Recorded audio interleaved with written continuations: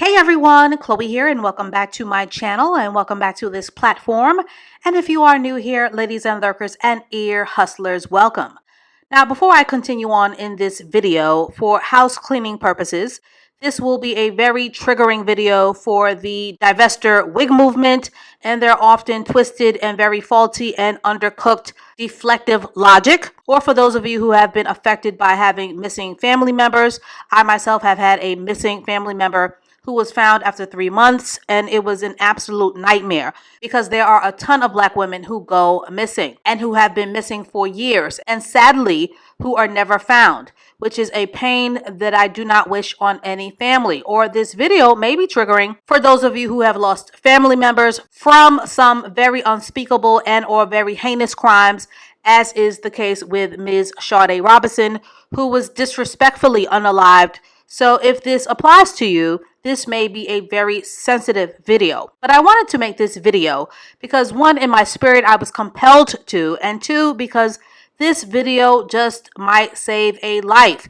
Now, there have been several unalived instances of Black women at the hands of white men cases that I have chosen to not discuss due to the very immature reactions and due to the very inflammatory and the very exploitative agenda-pushing responses by the woketeps and by the manosphere red pill clowns, and on the opposite end by the divester clownettes, who do nothing but talk about the men that they hate so much all day. The truth is, every race in every culture has bad apples, and every race of every man is capable of unaliving their women, because crimes of being unalived are not based on race, but are based on proximity and familiarity. And for my divester wigs, because I know you're ear hustling, who lack exposure, all you have to do, and for the love of Christ, I am begging you to do this, but all you have to do is have a conversation with any race of any woman, and she will speak to the males of her group that are violent and who will lay hands on their women. Now, although many of these cases with these unalived Black women will involve race, the crimes are ultimately about these perpetrators being demons, and demons come in every culture and every color.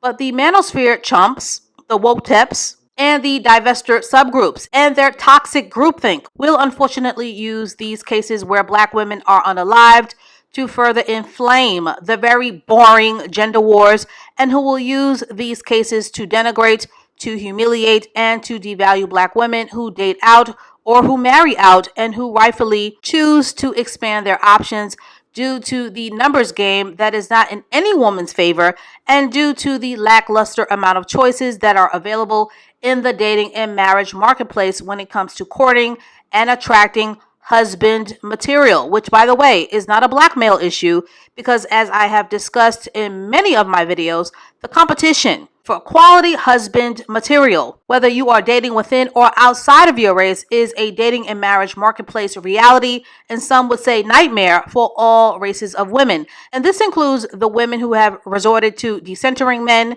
and now yet another movement that I cannot keep up with, the 4B movement. But the story of Sade Robinson is a sadder than sad story that my spirit could not ignore. Sade Robinson, may she rest in peace, was only a 19-year-old sweet baby who was unalived by a monster who both slaughtered and dismembered her without a care. And for those of you who aren't aware of this story that has been viewed by millions, take a listen and I will be back with the rest of my very important commentary. Milwaukee police say 19-year-old Sade Carlina Robinson vanished Monday, last seen at her home near Commerce and Pleasant. That's also the day her mother, Sheena Scarborough, last heard from her. We talk every day. We're a very close-knit family. She's been very successful. She will give anybody anything.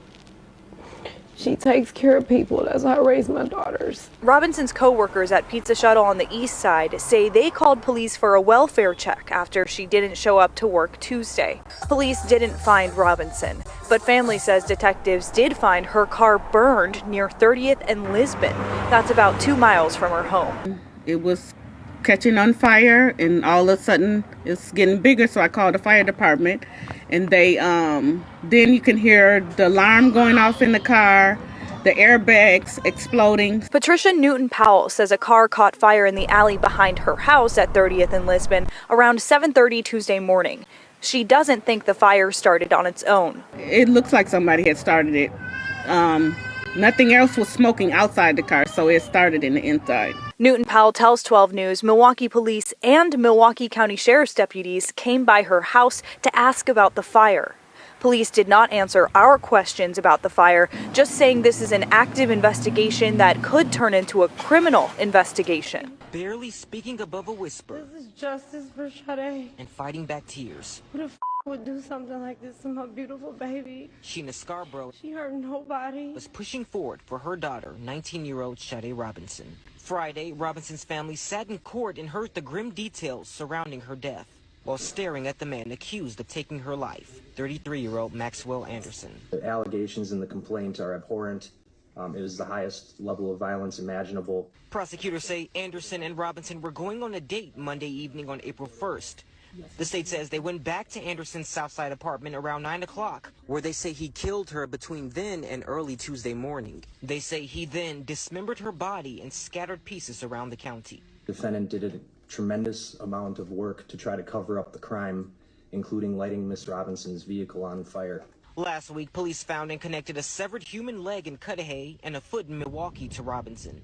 After text messages and witness statements linked the two together, Anderson was arrested April 4th during a traffic stop. He's now charged with first-degree intentional homicide, mutilating a corpse, and arson. Sade was more than a person. She was an angel. Not having her right now is very painful. Family says the entire timeline has them shaken. Imagine trying to bury your niece with no body for the service. I need justice for Sade. And they want the person responsible to pay. Now, of course, here on YouTube, the story of her gruesome unaliving is starting to gain traction along with the groupthink chokehold about interracial dating that has sadly evolved to a very scary place where a lack of kindness and compassion across the board has become the disgusting standard and the inhumane norm in favor of dragging the preyed upon and the violated to go viral and to further attack each other for clicks and likes. With that being said, there is no doubt in my mind that this young lady's trusting nature, her lack of discernment, her inexperience in dating, her inexperience in vetting, perhaps not trusting her intuition or her underdeveloped intuition, combined along with the super nasty influence of the TikTok pasta and lobster, vanilla frappe, Ken doll Brad worshippers, and their irrational boy crazy unearned praise of white boys as some kind of status symbol that led to this young lady's unfortunate demise. Because what 19-year-old isn't seeking out the opinions of cheap, dumb, underdeveloped, and undercooked advice on these here apps? And I will say this for the bajillionth time, and for the hard of hearing, and for those of you who are a little thick in the head, and I do not have to prove to any Dustiana divester or her Negro League baseball wig that I care about black women, because this entire platform has been proof of that. But for you dense ones, I have never and will never have an issue with a black woman, and some may even take issue with this, but I don't even have an issue with a black man who wants to date out, because no one owns anyone. My sister is married to a Turkish Armenian hypergamous provider, and together they have my amazing niece and nephew. So no, interracial dating is not dangerous for black women. I repeat, interracial dating is not dangerous for black women. What is dangerous for black women is not vetting. Not vetting is dangerous for black women. Unearned praising of others and their communities is dangerous. Blind worship is dangerous. Lowering your standards for other races and other cultures of men is what is dangerous. And we're going to touch on that some more later on in the video. Giving out unearned, pedestalized worship is dangerous. She say I they love me too. them white boys. They just like the way they just like, I don't know. Listening to unhealed women and their agenda-driven rhetoric is dangerous. Following any kind of extreme reasoning or irrationality by butthurt women or men is dangerous. And if you don't like what I'm saying about divester rhetoric, you can go argue with your mustache, because this video is about saving a life. Now, of course, Ms. Sade is not to blame for the loss of her own life, because clearly she was preyed upon by that demon. But the reckless media influence of the pasta and lobster groupthink cannot be denied on impressionable young women. We know that young people are typically followers, even old heads, sometimes, and very shockingly, do not have a mind of their own, because there are many old heads who sadly do not have wisdom. But we all know that many young people, many young black women, do not have guidance and will almost always get swept up into groupthink. And a huge part of groupthink will mean the discouragement of individual thought. Now, I want you to listen carefully to this, because I do not want you to miss this, because I know that a lot of black women are hurt. They are broken, they are unhealed, and they have been damaged, dismissed, often violated, and devalued by the men in their lives that look like them. I myself did not have the best relationship with my own father, but I did my healing work. And I've done enough healing work to know that a man is a man is a man is a man. And if you don't believe me, just ask any race of woman about how she's been treated by the men in her culture, and you will get a variety of answers that will all point to the truth that a dirtbag is a dirtbag. Another point, and black women, you need to listen carefully to this, because this open, blind, chatty patty, y'all talk too much, unvetted worship is being viewed by millions of lower frequencies and other cultures and other races of men and bottom shelf brads who are smirking, who are skinning and grinning, and who are Birdman hand rubbing their hands together because they are witnessing countless opportunities to prey upon the collective of black women and their projected inferiority complex and their collective low self-esteem, because who else is going to hand out unearned worship and praise without proof, unless their self-esteem was in the toilet?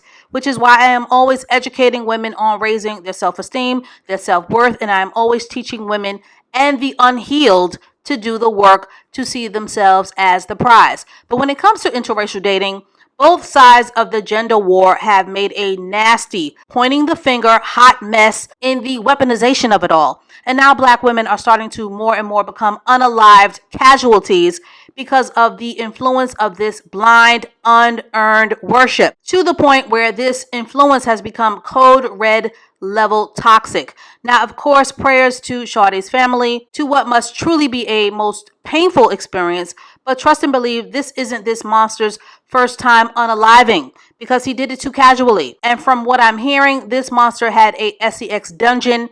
And from what I'm hearing, they are also investigating him to see if he had any connections to other black women who happen to be missing as well. And he clearly preyed upon her and targeted her. And her race is important because he felt that her life will be undervalued and overlooked. So any young black girl could have caught this fate. So just a very sad, unfortunate story all around. And this is why there was so much public outrage about the Carly Smollett black woman who chose a very wild tale of fiction that unfortunately used the public's sympathy and the state's resources all for some attention. Now, sadly, we are going to keep hearing stories like this. The Lawrence Smith Fields, Shirley Gibbs, Elizabeth Sullivan, because many black women who date out simply do not want to believe that this can happen to them and that they can't be abused and harmed by other races of men just as much as they can be abused and harmed by abuser black men. But what I really want to have a discussion in the comments about is that sadly we are having a lot of aspiring hypergamous black women who are demanding six-figure salaries and who are job shaming black men who don't earn six figures when they are looking to hypergamously date. But when dating out, all of a sudden, a lot of black women standards are precipitously dropping. And all of a sudden, they are more than willing to choose the dusty bottom shelf Brad who doesn't have a car, a job, who hasn't courted them, who only buys them coffee, who has plenty of outside kids, and in some cases, many black women are out earning their other partners, which has caused me to scratch my head, and in my opinion, is the hashtag spirit of confusion. Now, make it make sense for me, ladies, but shouldn't black women expect more from Brad? Shouldn't Brad have more due to his stature and due to his economic advantages? This 33-year-old deranged looking horrific movie villain rode the bus to see Mrs. Sade on their date. The bus. And this was a 33-year-old man dating a 19-year-old woman. May she rest in peace. Then she went to his house after the cheapest freaking bar food date, and with a man that she had to drive home. Black women, for the love of Christ, whether you are dating black or out, demand more, expect more, have your courting standards in place, and do not lower them all because of the pasta and lobster vanilla frappe worshipers who have an agenda to push, because you will literally lose your life when you don't have standards and when you don't use discernment. This young lady is not to blame for her own death, but she deserved so much better. And not all black women do this, but many do. But to get this conversation started, why do so many black women drop their standards when they date and marry out? And why do so many black women think that they are winning by simply being chosen or by being in the presence of othered bottom shelf men? And as always, I thank you for listening. I thank you for watching. I thank you for subscribing. And I thank you for liking this video, and please share if you care to further grow our community. And please stay tuned for more case study videos to come. And I will catch up with you ladies and lurkers and ear hustlers in the next one. So no one is talking about it, but it needs to be called out because I genuinely believe, and I know I'm not the only one, that the culture that black women have created these past couple of years, where they have glorified, glamorized, and advocated for black women to date outside of their race, and specifically to date white men. They've put it in music, songs, all over TikTok and Twitter. I believe contributed to why this beautiful, young, smart, she graduated high school a year early, super young, super beautiful, 19-year-old black girl was brutally murdered by this 33-year-old white man after going out on a date with him. And before I even go into this, I am in no way trying to take away fault from this man. He literally is sick. And my heart breaks for her family. My deepest condolences goes out to her family. But those of us who were literally watching y'all glorify and glamorize this knew something like this would happen. So the fact that it has happened now, we can't just brush over that because we're trying to warn other young girls, she was 19, to not take part in the hype and the foolishness of it all. Not only have we had to sit here and watch y'all blatantly tell black women to date outside of your race, we had to watch the most embarrassing things being posted, literally glamorizing it. Y'all were on one so bad. I saw so many black women putting down black men, calling them broke, saying they don't have enough money. That's why y'all should get with a white man. And then, you know, Callie's song really went viral where she's like, I got a white boy in my roster. He be feeding me pasta and lobster. Like, y'all were on this so heavy. And ironically, but also very unfortunately, she actually told him she wants to go get seafood, pasta and lobster, and he also has money. This is why we scream from the mountaintops when we tell y'all, do not be on here promoting black women to date outside of their race. Do not be out here promoting for the city girl mindset and promoting, you know, Sexy Red and tolerating, glamorizing Sexy Red behavior, who, by the way, was just out here twerking in front of her son in a bar, because there are younger black girls watching, soaking this up, and they're negatively going to be impacted by this. I feel like the situation was 100% preventable. She not only went on a date with this 33-year-old white man who's unattractive, also what do they have in common, but then she also went back to his house the same night. This is the culture that we talk about. These are the harmful impacts that we talk about. I got one thing to say, and this is gonna be it. Sade was more than a person. She was an angel. Not having her right now is very painful. We need justice for Sade. Me and my family will never be okay.